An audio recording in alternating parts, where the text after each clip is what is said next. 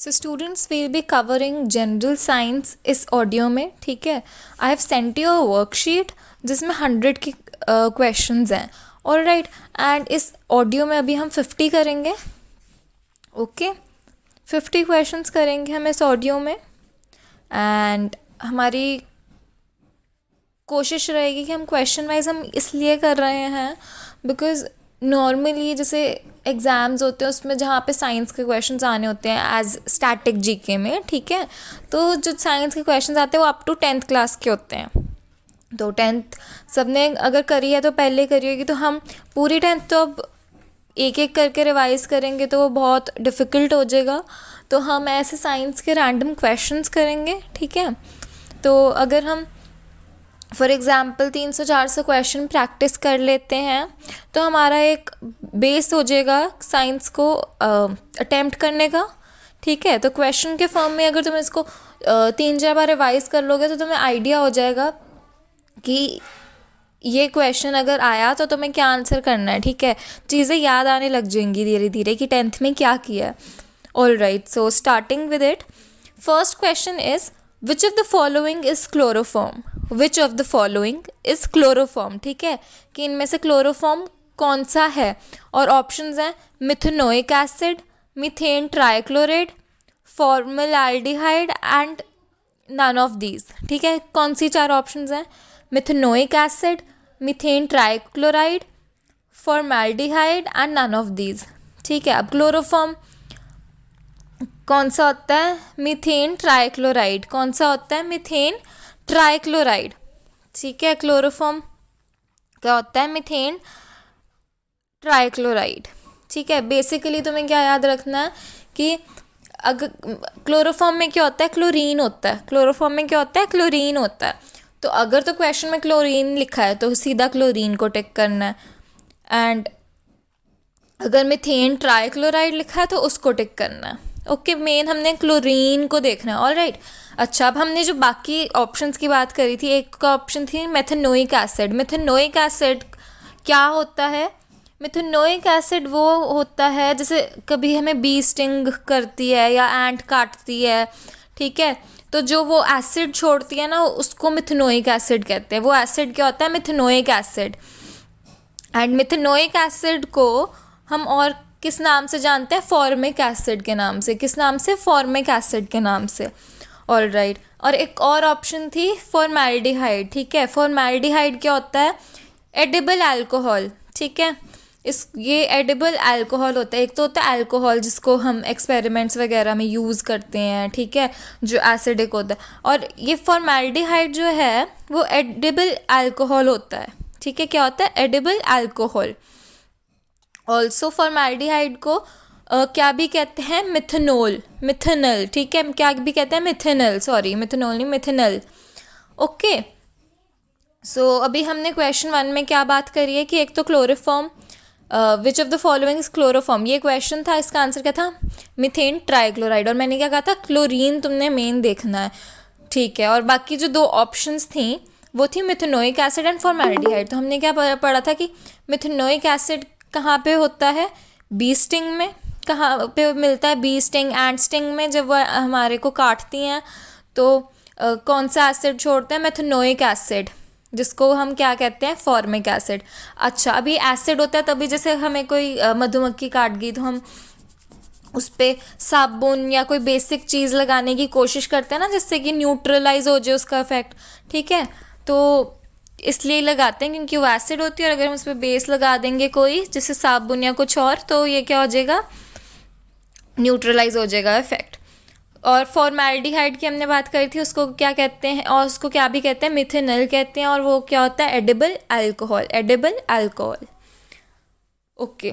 अब next question, second question है कि विच of the following acid is produced by the stomach of human being, ठीक है, कि कौन सा ऐसा एसिड है जो कि ह्यूमन बींग के स्टमक में, ठीक है, ह्यूमन बींग के स्टमक में प्रेजेंट होता है। ऑप्शंस हैं hydrochloric acid, sulphuric acid, nitric acid and acetic acid, ठीक है। क्या ऑप्शंस थी? Hydrochloric acid, sulphuric acid, nitric acid and acetic acid. ये चार ऑप्शंस हैं। अब बताओ इनमें से कौन सा ऐसा एसिड है जो ह्यूमन बीइंग के स्टमक में प्रेजेंट है, ऐसा इकलौता एसिड जो हमारे ह्यूमन बीइंग में कौन सा है? Hydrochloric acid. कौन सा है? Hydrochloric acid. फर्स्ट ऑप्शन जो थी वो करेक्ट है।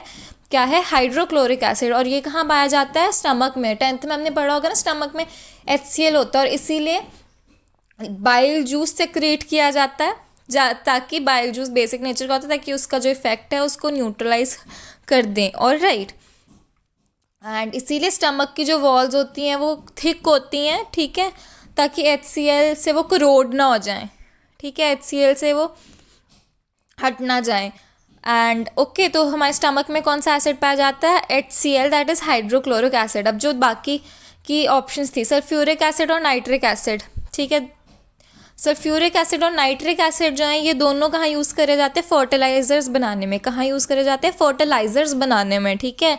जो फार्मर्स फर्टिलाइजर्स यूज़ करते हैं उसमें कौन से? ये sulphuric and nitric acid fertilisers बनाने में यूज़ होते हैं। और ये जो एसिटिक एसिड है उस वो क्या होता है? विनेगर, जिसको सिरका कहते हैं ना। तो एसिटिक एसिड क्या है? विनेगर। तो क्वेश्चन क्या था कि विच of the following acid is produce by stomach of human being? इसका आंसर क्या था? HCl। और बाकी की जो 3 ऑप्शन थी से हमने बात करी, sulphuric acid and nitric acid कहाँ यूज़ होता है? फर्टिलाइजर्स में। कहाँ यूज़ होता है? फर्टिलाइजर्स में। एंड एसिटिक एसिड जो है वो विनेगर है, ठीक है, वो क्या है? विनेगर, जिसे सिरका कहते हैं। Third question, tooth enamel the hardest substance in the body is made up of, ठीक है। क्वेश्चन क्या है? टूथ एनामल, जो हमारा दांत है वो हार्डेस्ट सब्सटेंस है बॉडी का, है ना, और वो किससे बनता है? किससे बनता है, ठीक है। अब ऑप्शंस क्या है? Sodium phosphate, magnesium, calcium phosphate, iron. क्या क्या ऑप्शंस हैं? Sodium phosphate, magnesium, calcium phosphate and iron. Okay, तो इसका आंसर क्या है? टूथ जो है हमारा किससे बनता है? कैल्शियम फॉस्फेट से। किससे बनता है? कैल्शियम फॉस्फेट से। ओके ओके, अब नेक्स्ट क्वेश्चन पे आते हैं। Tooth enamel, fourth question, tooth enamel does not dissolve in water but is corroded when the pH in the mouth is, ठीक है, कि वैसे तो हमारा जो टूथ एनामल है वो वाटर में डिसॉल्व नहीं होता, बट जो हमारा टूथ होता है जैसे ब्राउन होने लग जाता है ना और निकलने लग जाता है, जिनके जैसे टीथ ऊपर से ब्राउन हो जाते हैं और टूथ डिके होने लगता है, निकलने लगता है, ठीक है, तो वो क्यों होता है? कब होता है? ये क्वेश्चन था कि करोड किस pH वैल्यू पे होता है। अच्छा, pH स्केल हमने पढ़ा होगा, तो pH स्केल में क्या होता है? 1 to 14 तक का pH स्केल होता है ना। जो 7 नंबर होता है, जो नंबर 7 होता है वो सबसे न्यूट्रल होता है, ठीक है, ना एसिडिक ना बेसिक। और जब हम 7 से लेफ्ट वर्ड्स, ठीक है, 7 से 1 की तरफ जाते हैं तो वो उतना एसिडिक होने लगता है, ठीक है। तो 7 सबसे न्यूट्रल है, ना एसिडिक ना बेसिक। फिर 6 थोड़ा सा एसिडिक, 7 उससे 6 से ज़्यादा, ठीक है। तो 1 जो होता है वो सबसे ज़्यादा एसिडिक होता है। एंड लाइकवाइज अगर हम बेसिक की बात करें तो 7 से जब हम 14 की तरफ जाते हैं तो बेस बढ़ना शुरू होता है, तो 14 नंबर वाला सबसे ज़्यादा बेसिक होगा, ठीक है। तो अब क्वेश्चन क्या था कि tooth enamel does not dissolve in water but is corroded when the pH value in the mouth is, इसका आंसर है बिलो 5.5, ठीक है। वैसे हमारा जो सलाइवा होता है उसका वो स्लाइटली एसिडिक होता है, स्लाइटली एसिडिक, वैसे न्यूट्रल की तरफ ही होता है। कितना होता है उसका pH स्केल सलाइवा का? हमारे थूक का जो होता है pH स्केल क्या होता है? 6.5 to 6.7, ठीक है, 6.5 से 6.7 के बीच में वेरी करता है। पर अगर हमारे मुंह में जो हमारा सलाइवा है वो बिलो 5.5 चले जाए, 5.5 से नीचे की स्केल पे चले जाए, तो हमारे जो टीथ हैं वो क्या होने लगेंगे? करोड होने लगेंगे, क्योंकि हमारे मुंह में काफ़ी एसिडिक हो गया है, ठीक है। Next question 5, which acid is most prominently found in tomato? Which acid is most prominently found in tomato, ठीक है। अब इसके ऑप्शंस हैं A methanoic acid, B acetic acid, C tartaric acid and D oxalic acid. कौन कौन से options हैं? A methanoic acid, B acetic acid, C tartaric acid and D oxalic acid, ठीक है। तो इसका कौन सा ठीक आंसर है? Oxalic acid. टमेटो में क्या पाया जाता है? Oxalic acid. टमेटो में क्या पाया जाता है? Oxalic acid. और अब जो बाकी के 3 ऑप्शन है, मिथेनोइक एसिड तो आपको फर्स्ट क्वेश्चन में बताया था। मिथेनोइक एसिड क्या होता है? जो बी स्टिंग या एंड स्टिंग से आता है ना। एंड एसिटिक एसिड भी बताया था, विनेगर। और सी रह गया टार्टरिक एसिड। टार्टरिक एसिड कहाँ पे पाया जाता है? टैमरिंड में। किसमें? टैमरिंड में। टी, ठीक है। टैमरिंड को क्या कहते हैं हिंदी में? इमली, ठीक है। तो टार्टरिक एसिड कहाँ पाया जाता है? टैमरिंड में, दैट इज़ इमली। फिर अब 6th क्वेश्चन पे मूव ऑन करते हैं। 6th क्वेश्चन क्या है? Which one among the following imparts the green colour to leaves of plants, ठीक है। Which one among the following imparts the green colour to leaves of the plants, ठीक है। तो अब क्वेश्चन क्या है कि ऐसा कौन सा सब्सटेंस है जिसके करके प्लांट्स में क्या आता है? ग्रीन कलर आता है। ये तो हम छोटे होते से पढ़ते आ रहे हैं, राइट। क्या आंसर है? क्लोरोफिल। क्या आंसर है? क्लोरोफिल। अच्छा, तो ऑप्शंस आई टेल यू इसमें क्या क्या दे रखी हैं। एक तो क्लोरोफिल दे रखा है, क्रोमोफिल दे रखा है, ल्यूकोप्लास्ट दे रखा है एंड ज़ैंथोफिल दे रखा है। तो क्या क्या ऑप्शंस हैं? Chlorophyll, chromophil, leucoplast, xanthophyll. तो आंसर तो क्लोरोफिल है। अब ये जो बाकी की 3 ऑप्शंस हैं, let's talk about that. Chromophil क्या होता है? जैसे कोई भी प्लांट होते हैं जो कि ग्रीन के अलावा किसी कलर के हैं, जैसे पर्पल कलर के हैं या रेड कलर के हैं, ठीक है। मतलब अदर दैन ग्रीन जो भी प्लांट के कलर हैं, ठीक है, फ्लावर्स के कह लो या लीव्स भी कई प्लांट्स के पर्पल या रेड कलर के होते हैं, ठीक है। तो जो भी ग्रीन कलर के अलावा जो जितने भी कलर्स होते हैं प्लांट में, ठीक है, वो किसकी वजह से होते हैं? क्रोमोफिल की वजह से। किसकी वजह से होते हैं? क्रोमोफिल की वजह से। ग्रीन कलर किसकी वजह से होता है? क्लोरोफिल की वजह से। ग्रीन के अलावा जितने कलर्स हैं वो किसकी वजह से होते हैं? क्रोमोफिल की वजह से। अच्छा, अब सी ऑप्शन थी ल्यूकोप्लास्ट। ल्यूकोप्लास्ट क्या होता है? ल्यूकोप्लास्ट होता है storage of starch and proteins, ठीक है। तो प्लांट में जितना भी स्टार्च एंड जितने भी प्रोटीन्स होते हैं वो कहाँ स्टोर्ड होते हैं? ल्यूकोप्लास्ट में। कहाँ स्टोर्ड होते हैं? ल्यूकोप्लास्ट में। एंड डी ऑप्शन था ज़ैंथोफिल। डी ऑप्शन क्या था? ज़ैंथोफिल। डी, ये जो ज़ैंथोफिल है वो क्या है? अच्छा, जितनी भी वेवलेंथ्स हैं ना, जितने भी वेवलेंथ्स हैं किसकी? सन रेज, ठीक है। सन रेज जितनी भी क्लोरोफिल नहीं ट्रैप कर पाता। वैसे क्लोरोफिल क्या करता है? सन की रेल्स को ट्रैप करता है ना अपने पास, जिससे वो फूड आगे बनाते हैं, ठीक है, एनर्जी लेता है। तो फिर बट जो वेवलेंथ्स क्लोरोफिल नहीं ट्रैप कर पाता है उसको कौन ट्रैप करता है? ज़ैंथोफिल। उसको कौन रखता है अपने पास? ज़ैंथोफिल, ठीक है। तो कोई सर्टन ऐसी वेवलेंथ्स होती हैं जो क्लोरोफिल नहीं ट्रैप कर पाता, उसको ज़ैंथोफिल ट्रैप करता है।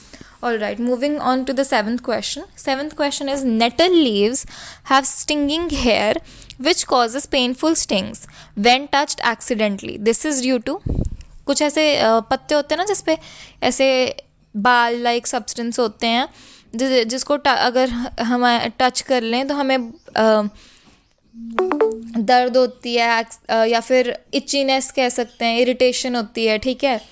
तो वो किस वजह से होती है? उनमें क्या होता है? उन लीव्स में मेथेनोइक एसिड होता है। क्या होता है? मेथेनोइक एसिड, जो हमने बात करी थी ना, बी स्टिंग एंड स्टिंग। तो और इन लीव्स में भी, जो लीव्स हमें टच करने पे इरिटेशन कॉज करते हैं, जैसे हमारे हाथ में खुजली टाइप्स होने लगता है ना, तो उसमें भी क्या होता है? मिथेनोइक एसिड होता है। अच्छा, पर 7th के ऑप्शंस क्या क्या थे? Methanoic acid, lactic acid, oxalic acid and citric acid. क्या क्या ऑप्शन थे? Methanoic acid, lactic acid, oxalic acid and citric acid, ठीक है। तो मिथेनोइक एसिड जो है वो तो हमने देख लिया कि आंसर है बी स्टिंग एंड स्टिंग, या फिर हमें प्लांट से जो इरिटेशन है उससे उसमें क्या होता है? Methanoic acid, okay. अब ये जो बाकी की 3 ऑप्शंस हैं, एक तो है लैक्टिक एसिड। लैक्टिक एसिड हमारे कहाँ पाया जाता है? जितने भी मिल्क प्रोडक्ट्स हैं ना उनमें, जितने भी दूध के प्रोडक्ट्स हैं, दूध, बटर, दही, ठीक है, उन सब में क्या पाया जाता है? Lactic acid. क्या पाया जाता है? Lactic acid. ऑक्जेलिक एसिड की हमने बात करी थी क्वेश्चन में, जो कि था टमेटोज़ में। किस में था? टमेटोज़ में। एंड एक और लास्ट ऑप्शन क्या थी? Citric acid. सिट्रिक एसिड जितने भी खट्टे वो होते हैं ना, जैसे नींबू हो गया, नींबू में क्या होता है? सिट्रिक एसिड होता है, okay. Now moving on to the 8th question. Eighth question is salts with pH value above 7 are salts with pH value above 7. हमने पढ़ा था ना, I mean I told you ना कि 7 pH स्केल में 7 के से राइट वर्ड जब हम 7 to 14 की तरफ मूव करते हैं तो सारे किस नेचर के होते हैं, बेसिक नेचर के. तो इसका आंसर क्या हो गया, बेसिक इन नेचर. जितने भी सॉल्ट्स हैं pH वैल्यू 7 से ज़्यादा के वो किस नेचर के होंगे, बेसिक नेचर के. Okay, now moving on to the 9th question. Which of the following chemical compounds is used for disinfecting drinking water to make it free of germs? ऐसा कौन सा chemical compound है, ऐसा कौन सा chemical compound है जो कि यूज़ करा जाता है जो हमारे पीने का पानी है उसको डिसइंफेक्ट करने के लिए, मतलब उसमें से जर्म्स निकालने के लिए. ठीक है, तो ऐसा कौन सा केमिकल कंपाउंड है? ऑप्शंस हैं sodium hydroxide, sodium chloride, bleaching powder, sodium hydrogen carbonate. ठीक है, चार ऑप्शंस क्या है, सोडियम हाइड्रोक्साइड एक, तो सेकंड ऑप्शन है सोडियम क्लोराइड, थर्ड ऑप्शन है bleaching powder and fourth option है सोडियम हाइड्रोजन कार्बोनेट. तो इसका आंसर क्या है, थर्ड ऑप्शन ब्लीचिंग पाउडर. इसका आंसर क्या है, bleaching powder. Bleaching powder use किया जाता है हमारे ड्रिंकिंग वाटर, जो पीने का पानी है उसमें से जर्म्स निकालने के लिए, उसको डिसइंफेक्ट करने के लिए. अब बाकी की तीन जो ऑप्शन हैं उनको देखते हैं. एक तो सोडियम हाइड्रोक्साइड क्या होता है, सोडियम हाइड्रोक्साइड को हम कॉस्टिक सोडा भी कहते हैं. क्या भी कहते हैं, कॉस्टिक सोडा. क्या भी कहते हैं सोडियम हाइड्रोक्साइड को, और क्या भी कहते हैं caustic soda. And sodium hydroxide जो कॉस्टिक सोडा है वो कहाँ पे यूज़ होता है, पेपर एंड सोप इंडस्ट्रीज़ में. कहाँ पे यूज़ होता है, पेपर एंड सोप इंडस्ट्रीज़ में. एंड सेकेंड ऑप्शन थी सोडियम क्लोराइड. जो सोडियम क्लोराइड है, NaCl भी कह सकते हैं इसको. ठीक है, सोडियम क्लोराइड जो है वो कॉमन सॉल्ट है. ठीक है, जो कॉमन सॉल्ट यूज़ करते हैं वो होता है sodium chloride. And last option क्या थी, sodium hydrogen carbonate. Sodium hydrogen carbonate क्या है, बेकिंग सोडा. क्या है, बेकिंग सोडा. क्या है, बेकिंग सोडा. अच्छा, अब नेक्स्ट क्वेश्चन पे आते हैं, 10th क्वेश्चन पे. Which of the following is known as the washing soda? ठीक है, which of the following is known as washing soda. अभी हमने बेकिंग सोडा की तो बात करी थी, sodium hydrogen carbonate. Sodium hydrogen carbonate क्या है, baking soda. And washing soda क्या होता है, सोडियम कार्बोनेट. ठीक है, सोडियम कार्बोनेट क्या होता है, washing soda. All right. And इसके अच्छा एक बार ऑप्शंस देख लेते हैं. इसके ऑप्शंस 10th में हमें क्या क्या दे रखी थी, सोडियम बाइकार्बोनेट जिसको सोडियम हाइड्रोजन कार्बोनेट भी कहते हैं, और क्या था ये, बेकिंग सोडा. सोडियम बाइकार्बोनेट या फिर सोडियम हाइड्रोजन कार्बोनेट क्या होता है, बेकिंग सोडा होता है. सेकेंड ऑप्शन थी सोडियम कार्बोनेट, ये तो आंसर था वॉशिंग सोडा का, है ना. और इसमें थर्ड ऑप्शन क्या थी, सोडियम हाइड्रोक्साइड. सोडियम हाइड्रोक्साइड हमने अभी ऊपर वाले क्वेश्चन में पढ़ा. सोडियम हाइड्रोक्साइड क्या है, जिसको हम कॉस्टिक सोडा कहते हैं और जो पेपर एंड सोप इंडस्ट्रीज में यूज़ होता है. All right. And last option क्या थी, कैल्शियम क्लोराइड. लास्ट ऑप्शन क्या थी 10th क्वेश्चन में, कैल्शियम क्लोराइड. अब ये जो कैल्शियम क्लोराइड है ना वो लैबोरेटरी सॉल्ट होता है. क्या होता है, लैबोरेटरी सॉल्ट, जिसको लैबोरेटरी में एक्सपेरिमेंट्स के लिए यूज़ होता है. कॉमन सॉल्ट से अलग होता है. कॉमन सॉल्ट हमने क्या करा था, सोडियम क्लोराइड, और लैबोरेटरी सॉल्ट क्या है, कैल्शियम क्लोराइड. लैबोरेटरी सॉल्ट क्या है, कैल्शियम क्लोराइड CaCl. एंड ये नॉर्मल सॉल्ट जो कॉमन सॉल्ट है वो क्या है, sodium chloride. Moving on to the 11th question. Which of the following is known as baking soda.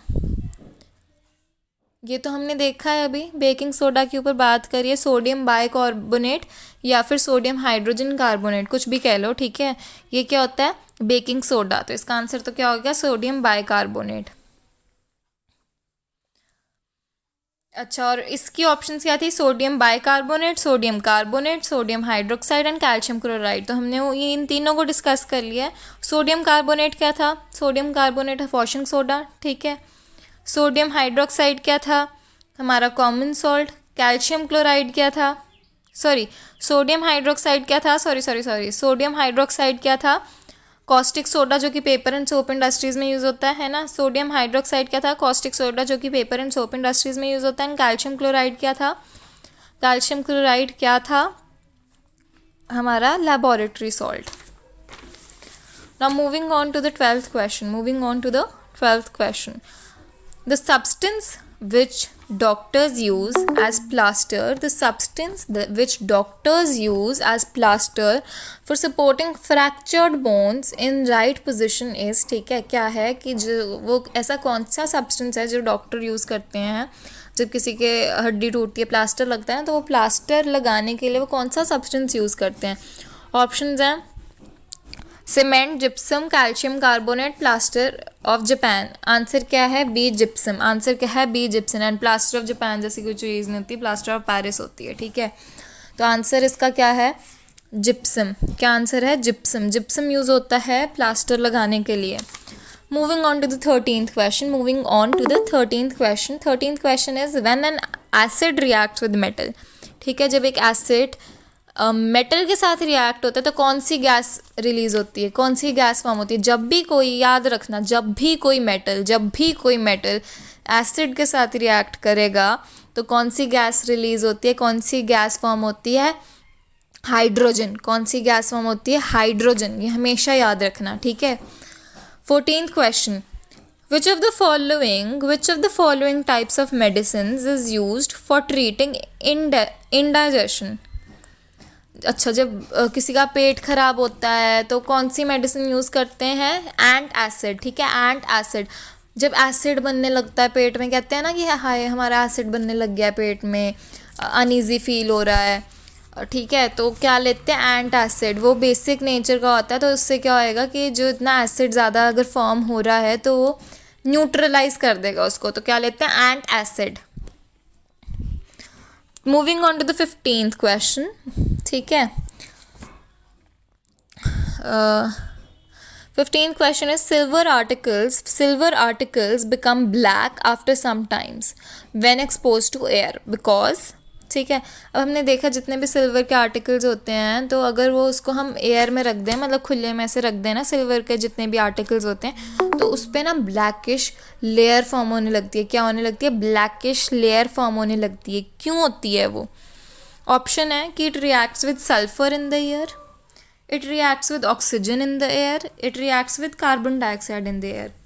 Sulphur की वजह से होता है, ऑक्सीजन की वजह से होता है, कार्बन डाइऑक्साइड की वजह से होता है. क्या आंसर है इसका? सल्फ़र की वजह से होता है. ठीक है, जो एयर में जो सल्फ़र होता है ना, उससे रिएक्ट करके क्या होता है? सिल्वर ब्लैक कलर का होने लग जाता है. इसीलिए जो सिल्वर होता है, जब तक तो देखो पहनना हो तो धुलता रहता है तो ठीक रहता है, बट अगर सिल्वर उतार के रख रहे हैं तो हम उसे कॉटन में बंद करके या किसी एयर टाइट कंटेनर में रखते हैं. क्यों? क्योंकि वो हमारे एयर में जो सल्फ़र है उससे रिएक्ट करके ब्लैक ना हो जाए. नेक्स्ट क्वेश्चन है 16th. Copper when expose to air loses its shiny brown surface and gains a green coat. 16th question क्या है कि कॉपर जब भी नॉर्मल ऐसे रखते हैं तो एयर के कौन से सब्सटेंस से रिएक्ट करके उसका जो शाइनी ब्राउन सरफेस होता है वो ग्रीन कलर के कोट होने लगता है, ग्रीन कलर की उस पर कोटिंग लेयर आने लगती है. किस वजह से होता है ये ग्रीन सब्सटेंस? ये इसके ऑप्शंस है sodium carbonate, copper carbonate, silver phosphide, copper oxide. ठीक है, तो इसमें आंसर क्या है? Copper carbonate. इसका आंसर क्या है? Copper carbonate. जो कॉपर होता है उसकी जो ग्रीन लेयर बनती है वो किसकी वजह से बनती है? कॉपर कार्बोनेट से की वजह, मतलब ये जो ग्रीन कोट होता है वो क्या होता है? Copper carbonate. Sorry, the question था कि द ग्रीन सब्सटेंसेस, जो ग्रीन सब्सटेंस होता है वो कॉपर कार्बोनेट होता है. क्या होता है? Copper carbonate.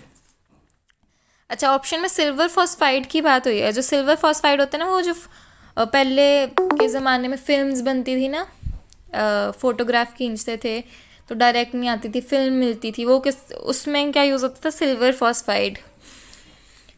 Okay, moving on to the 7th question. Which of the following is a metal? Which of the following is a metal? Option क्या है? Stainless steel, lithium, diamond, quartz. क्या option है? Stainless steel, diamond, lithium, quartz. तो अब stainless steel तो alloy है. ठीक है, ये सबको पता है क्या है स्टेनलेस स्टील, या स्टील जो होता है वो अलॉय होता है किसका? आयरन एंड एल्यूमिनियम का. किसका? आयरन एंड एल्यूमिनियम का.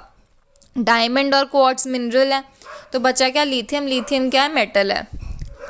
अब है 18th question, leukaemia is a type of blood cancer in which, ठीक है 18th क्वेश्चन क्या है, leukaemia is a type of blood cancer in which, option क्या क्या हैं कि a number of RBC increase enormously, कि आरबीसीज एनॉर्मसली इंक्रीज होते हैं। बी ऑप्शन है number of platelets increase enormously.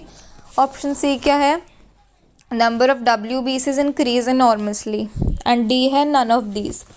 तो 18th क्वेश्चन का, अब ये जो ल्यूकीमिया ब्लड कैंसर होता है उसमें आंसर तो क्या है कि जो हमारे नंबर ऑफ WBCs होते हैं ना वो इंक्रीज़ कर जाते हैं एनॉर्मसली, उसको कहते हैं ल्यूकीमिया।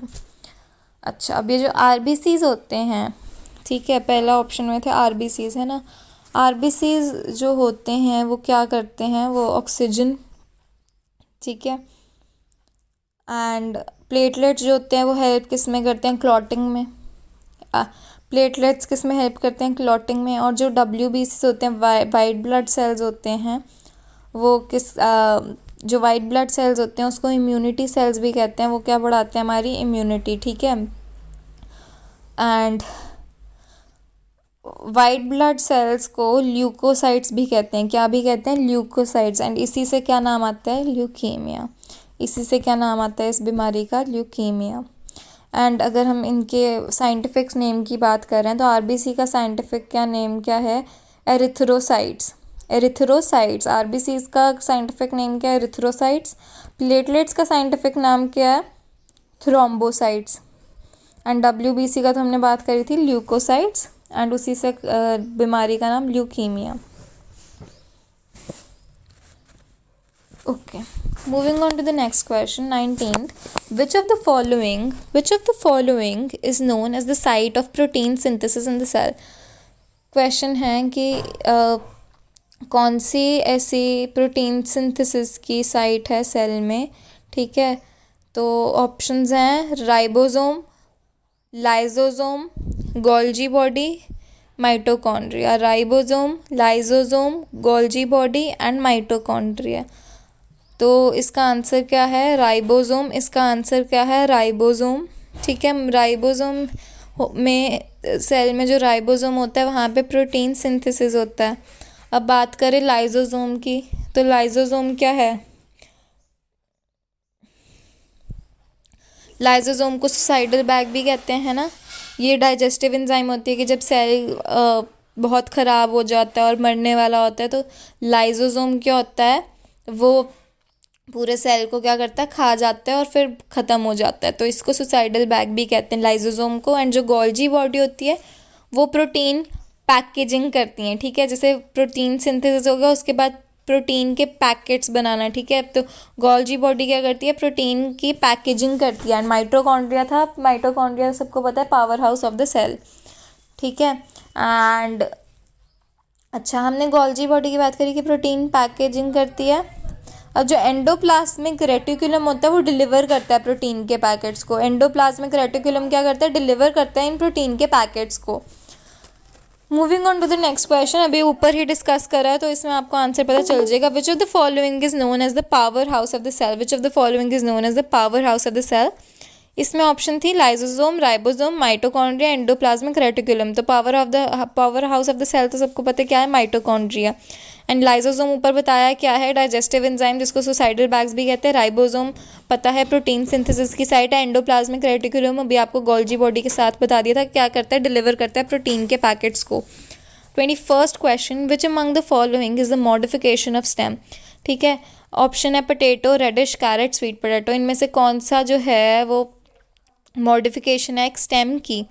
अगर हम रेडिश, कैरेट देखें या स्वीट पोटैटो देखें, इन पे हमें ऐसे बाल से ऐसे निकले दिखते हैं, वो क्या होती हैं, रूट्स होती हैं। तो रेडिश, कैरेट, स्वीट पोटैटो क्या है, वो रूट्स की मॉडिफिकेशन है। पर जो पोटैटो होता है आलू जिसको कहते हैं, वो क्या होता है, स्टेम की मॉडिफिकेशन है।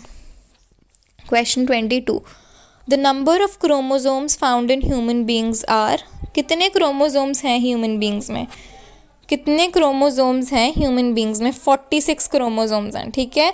कितने हैं, 46 क्रोमोसोम्स, ओके।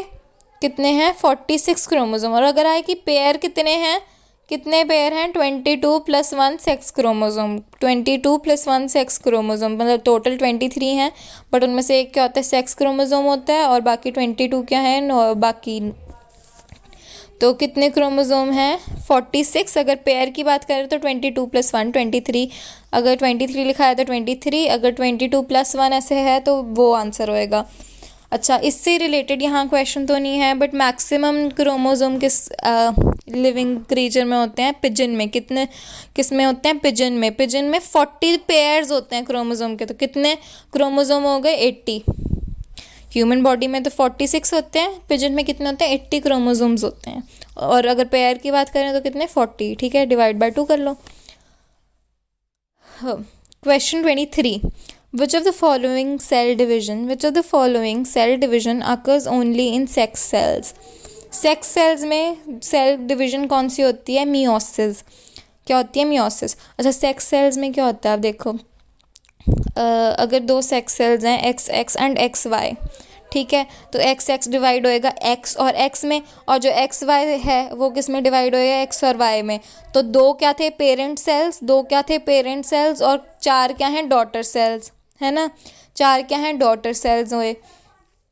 तो जिसमें 2 पेरेंट सेल्स होते हैं और 4 डॉटर सेल्स होते हैं उसको क्या कहते हैं? मियोसिस। और अच्छा, इस क्वेश्चन में बाकी के ऑप्शन देखते हैं क्या थी? Mitosis, meiosis, amitosis and none of these. All right, तो अब माइटोसिस क्या होती है? माइटोसिस होता है जिसमें 1 पेरेंट सेल है और 2 डॉटर सेल्स हैं। अब जैसे सपोज हमें कोई चोट लगती है तो हमारे सेल ब्रेक होता है ना, तो वो सेल, एक ही सेल ब्रेक हुआ है, ठीक है, तो 1 पेरेंट सेल है और 2 डॉटर सेल, क्योंकि एक सेल में जैसे सपोज XX क्रोमोसोम है, ठीक है, तो सॉरी, मतलब एक सेल में अगर XX क्रोमोसोम है तो X और X में बदला, तो मतलब एक पेरेंट सेल और 2 डॉटर सेल। जब एक पेरेंट सेल और 2 डॉटर सेल होते हैं तो उसको माइटोसिस कहते हैं, उस सेल डिवीजन को। एंड जिसमें 2 पेरेंट सेल्स और 4 डॉटर सेल्स होते हैं उसको मियोसिस कहते हैं, ठीक है। तो जो सेक्स सेल्स में डिवीजन होती है, सेक्स सेल्स में जो डिवीजन होती है वो क्या होती है? Meiosis.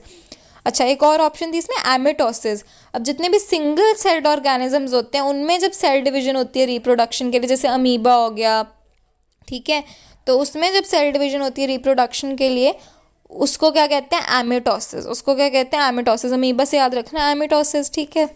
Next question, 4th, virus was discovered by dash, ठीक है। अब इसमें 4 ऑप्शंस हैं। एक है एंटनी वैन, ठीक है, एक है, फर्स्ट ऑप्शन है Antony van Leeuwenhoek, second option है आइवनोस्की, ठीक है, थर्ड ऑप्शन है जेम्स शैडविक, फोर्थ ऑप्शन है अर्नेस्ट रदरफोर्ड।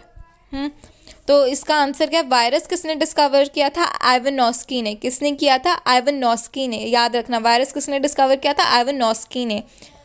बाकी की 3 ऑप्शंस की अगर हम बात करें तो एक ऑप्शन थी एंटनी वैन ल्यूवेनहॉक, ठीक है। एंटनी वैन ल्यूवेनहॉक जो है वो, उसको हम फादर ऑफ माइक्रोबायोलॉजी भी कहते हैं। उसको क्या कहते हैं? Father of microbiology.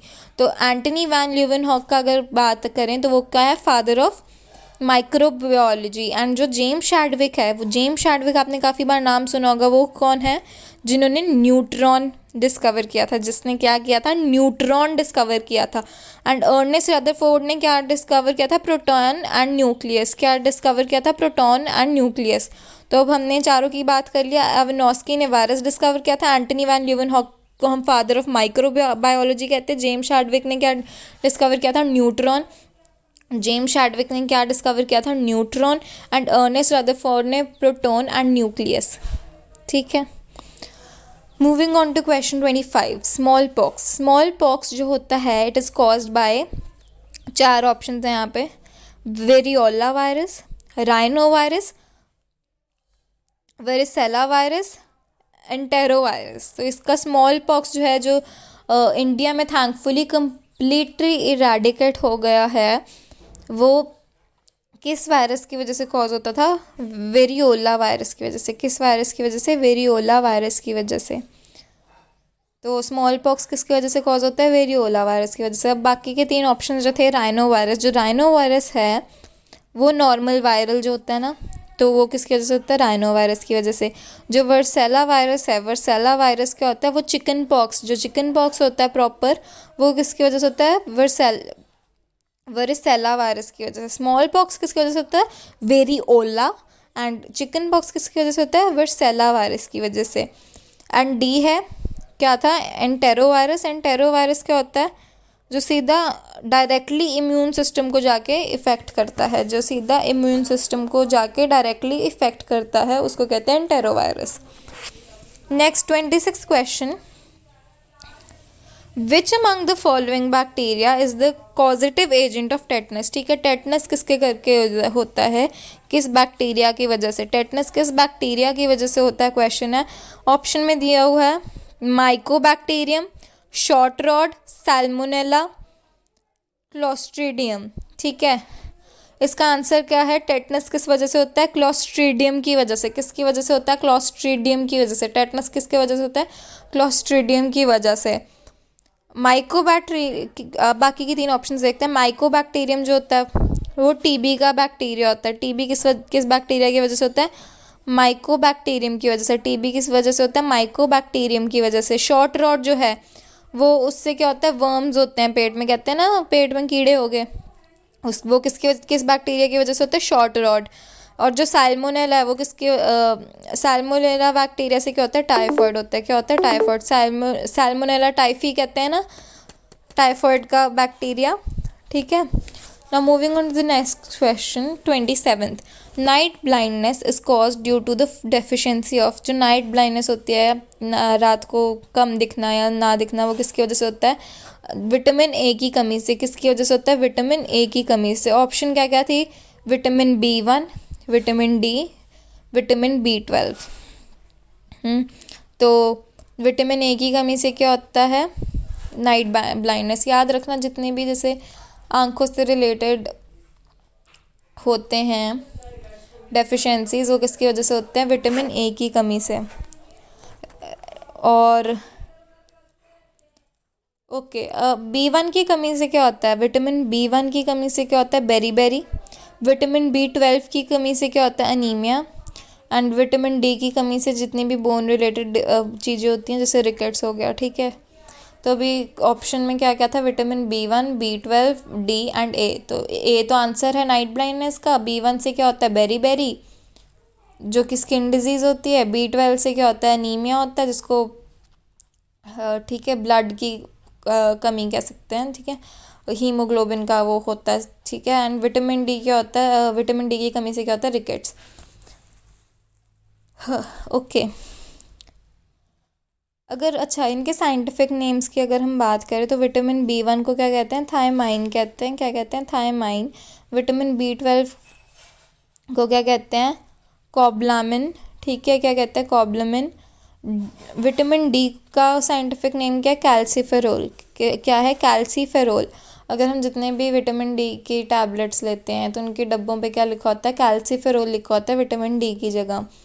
And vitamin A को रेटिनॉल कहते हैं। जैसे रेटिना से कर लो, ठीक है याद, रेटिनॉल, क्योंकि ए से कितने होता है? जितनी भी आँख से रिलेटेड प्रॉब्लम है वो विटामिन ए की वजह से। एंड आँख में क्या होता है? रेटिना। सो ए से रेटिनॉल। ठीक है, अब next question 28, vitamin B12 is also known as vitamin B12 is also known as. Answer में सर मतलब ऑप्शंस हैं cobalamin, hesperidin, calciferol and tocopherol. ठीक है, अभी हमने B12 के ऊपर ही बात करी है पिछले क्वेश्चन में 27th में। विटामिन B12 को क्या कहते थे? कोबलामिन, है ना? क्या कहते थे? कोबलामिन। तो आंसर क्या है इसका? कोबलामिन। अब बाकी की तीन बात करें तो कैल्सीफेरोल भी आपको ऊपर बता दिया, डी को कहते हैं। हेस्पोडिन नहीं बताया एंड टोकोफेरोल नहीं बताया। हेस्पोडिन किसको कहते हैं? सी को। हेस्पोडिन किसको कहते हैं? सी को। हेस्पोडिन किसको कहते हैं? सी को। टोकोफेरोल किसको कहते हैं? ई को। किसको कहते हैं? ई को। टोकोफेरोल किसको कहते हैं? ई को। ओके, तो एक बार फिर से रिवाइज कर लेते हैं। ए को क्या कहते हैं? रेटिनॉल। बी को क्या मतलब सॉरी साइंटिफिक नेम्स इसके हम बात कर रहे हैं। विटामिन ए का साइंटिफिक नेम क्या है? रेटिनॉल। विटामिन B1 का हमने बात करी थी थायमीन। विटामिन B12 की बात करी कोबलामिन। फिर उसके बाद हमने किसकी बात करी थी? सी की। सी को का साइंटिफिक नेम क्या करा था? हेस्पोडिन। ठीक है, सी का साइंटिफिक नेम क्या था, हैस्पर्डन। डी का हमने बात करी थी कैल्सिफेरोल। ई की हमने बात करी टोकोफेरोल। एंड क्या कौन सा बच गया, विटामिन के बच गया, ऑप्शंस में नहीं था, विटामिन के भी आई टेल यू। ठीक है, विटामिन के क्या होता है, क्या कहते हैं, फिलोक्विनोन, फिलोक्विलोन। ठीक है, क्या कहते हैं विटामिन को phylloquinone. Moving on to the next question, that is question 30। Question 30, shell of an egg is made of, egg का जो शेल है वो किससे बनता है, आंसर क्या है, कैल्शियम कार्बोनेट। जो एग का शेल है वो किससे बनता है, कैल्शियम कार्बोनेट से। Okay, 31st question, beri beri disease is cause due to the deficiency of, हमने ऊपर करा है, किसकी डेफिशिएंसी से होता है, विटामिन B1 की डेफिशिएंसी से। किसकी डेफिशिएंसी से, विटामिन B1 की डेफिशिएंसी से। Next is question 32। क्वेश्चन 32 है, which one among the following vitamin is found in citrus fruits. Option है vitamin A, B, C, D। कौन सा सिट्रस फ्रूट्स में विटामिन अवेलेबल होता है, vitamin C। Question 33, RBCs that is red blood cells are produced in, options हैं bone marrow, liver, spleen and kidney. Option है bone marrow, liver, spleen and kidney. Answer है bone marrow. RBCs जो होते हैं वो कहाँ प्रोड्यूस होते हैं, बोन मैरो में। एंड लिवर में जो डेड बॉडीज़ होती हैं उनको रिमूव किया जाता है, लिवर जो है वो डेड बॉडीज़ जो होती हैं RBCs की उनको रिमूव करता है। एंड स्प्लीन जो है वहाँ पे RBCs की डेथ होती है। स्प्लीन में क्या होता है, RBCs की डेथ होती है। एंड लिवर जो है वो रिमूव करता है डेड बॉडीज़ को RBCs की। Question 34, question 34, which of the following is known as the leukocytes. ठीक है, हमने पहले पढ़ा था ल्यूकोसाइट्स किनको कहते हैं, WBCs को। किसको कहते हैं, WBCs को। तो इसका आंसर तो डायरेक्ट हम लिख देंगे WBCs। Question 35, which among the following blood groups is known as universal donor. ठीक है, ऐसा कौन सा ब्लड ग्रुप है जो हर ब्लड ग्रुप को ब्लड दे सकता है, वो कौन सा है।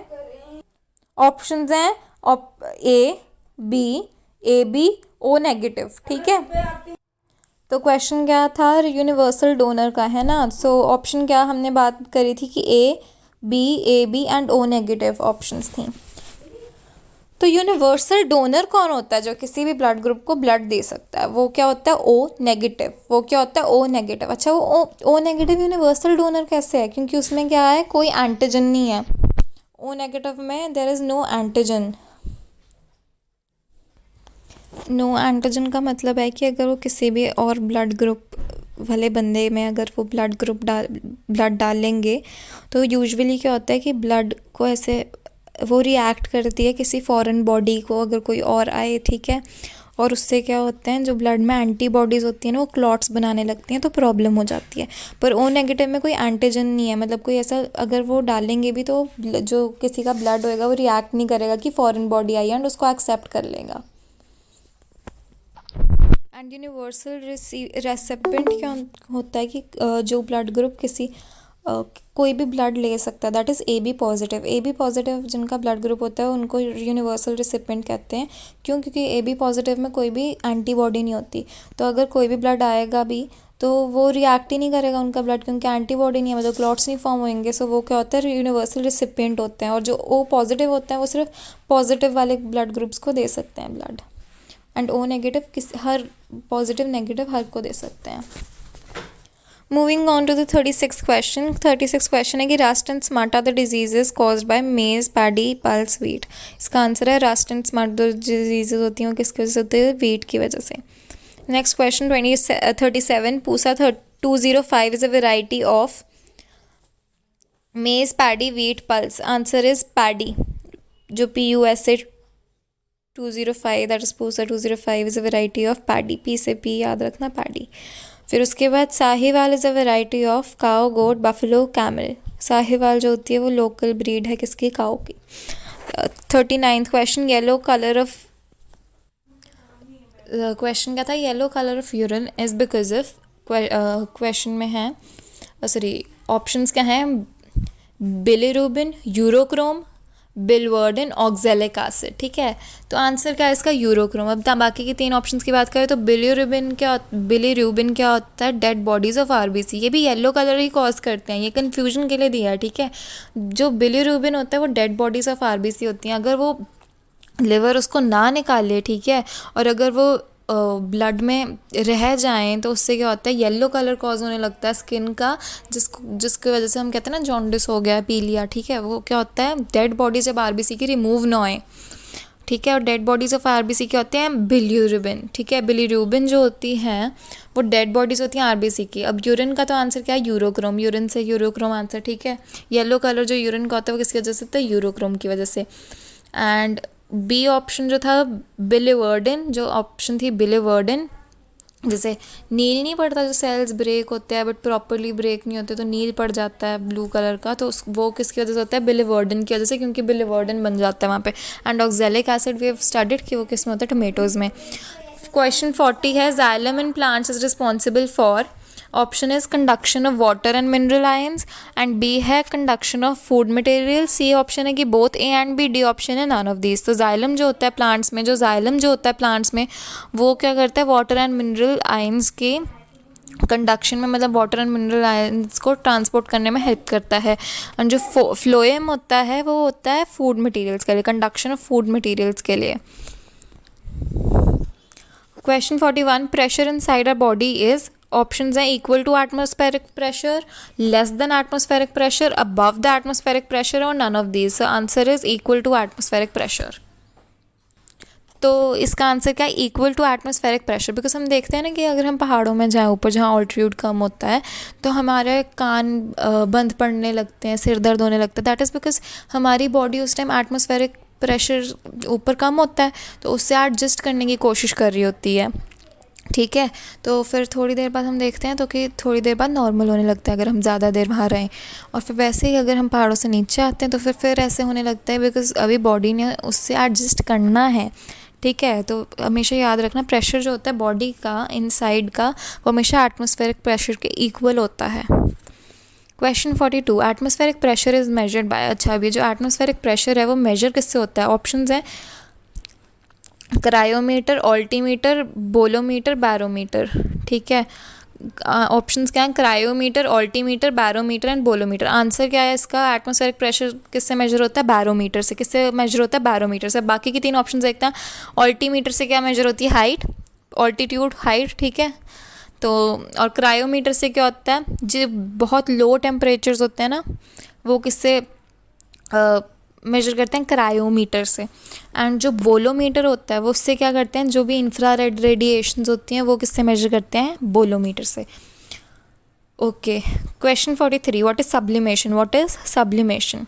ऑप्शन है, it is the process of conversion of solid directly into vapour, it is the process of conversion of liquid directly into vapour, it is the process of conversion of solid into liquid, या फिर vapour into solid. ठीक है, तो ये 4 option. और sublimation का होता है जब सॉलिड डायरेक्टली वेपर्स में कन्वर्ट हो जाता है उसको क्या कहते हैं, सब्लिमेशन। उसको क्या कहते हैं, सब्लिमेशन।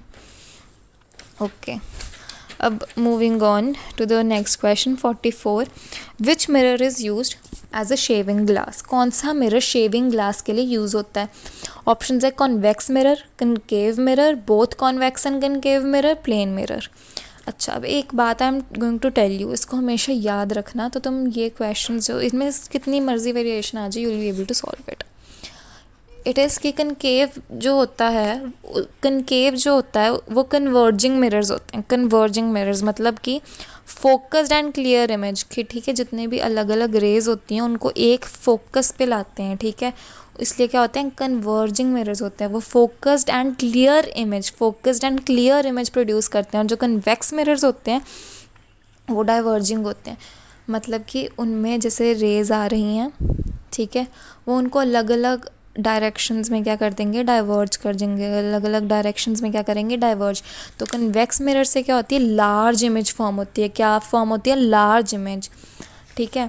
तो अब हमने क्वेश्चन में क्या था, which mirror is used as shaving glass, कौन सा होएगा, कनकेव मिरर, क्योंकि शेविंग के लिए हमें क्या चाहिए, फोकस्ड एंड क्लियर इमेज चाहिए, है ना, और वो किससे होती है, कन्वर्जिंग मिरर से, that is concave. 45th question, in which among the following activities convex mirror is used.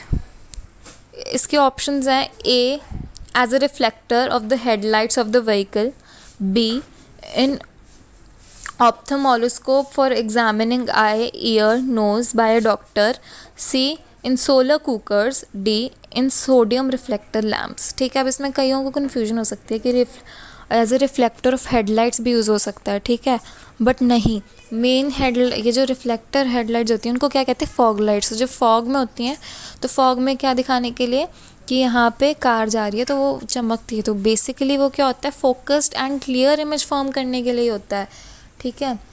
And इसलिए जो कन्वेक्स मिरर्स हैं वो किस लिए होते हैं, सोडियम रिफ्लेक्टर लैम्प्स की वो डाइवर्जिंग रेज प्रोड्यूस कर सके। अब सोलर कुकर्स में ऑब्वियसली कनकेव होगा ना, क्योंकि हमने हीट को ट्रैप करना है, सनलाइट को ट्रैप करना है, तो वो क्या करेगा, कन्वर्जिंग मिरर ही ट्रैप करेंगे, है ना, फोकस एक जगह पे जो करें।